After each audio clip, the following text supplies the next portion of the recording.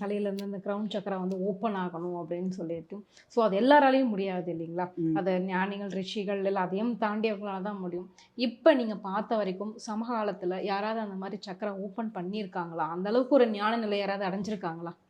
Pranic ஹீலிங்ல பார்த்தீங்க அப்படின்னா, ஒரு வரப்பிரசாதம் வந்து எங்களுக்கு ஸ்கேனிங். ம். ஸோ ஒரு சக்ரா என்ன சைஸ் இருக்கு அப்படின்றத நாங்க ஸ்கேன் பண்ண முடியும். இந்த ஸ்கேன்னா ஹாஸ்பிட்டல் ஸ்கேன். ஹாஸ்பிட்டல்ஸ் எங்க கையிலேயே ஸ்கேன் பண்ண முடியும். அது ஓகே. அந்த ஸ்கில் வந்து எல்லாருக்குமே இருக்கு. ம். இது பேசிக் ஒர்க் ஷாப்னு 2 நாள்ல பண்ணுவோம். அந்த 2 நாள்லயே அந்த பெர்சனுக்கு அந்த ஸ்கேனிங் ஸ்கில் வந்துரும். ம். ஸோ நான் ரெகுலரா வந்து ஒரு பெர்சனுக்கு வந்து 5 இன்ச் தான் இருக்கும் அப்படின்னா, ஒரு பிராணிக் ஹீலருக்கு வந்து இது வந்து ஒரு சக்ராஸே வந்து பார்த்தீங்கன்னா, 15 இன்ச் 20 இன்ச் இருக்கும் சக்ராஸே. ஸோ ம். இது வந்து நம்மளோட புரிதல் என்ன அப்படின்னா, தொடர்ந்து மெடிடேஷன் பண்ணக்கூடிய எல்லாருக்குமே ஓரளவுக்கு நிறைய பக்குவம் வரும்.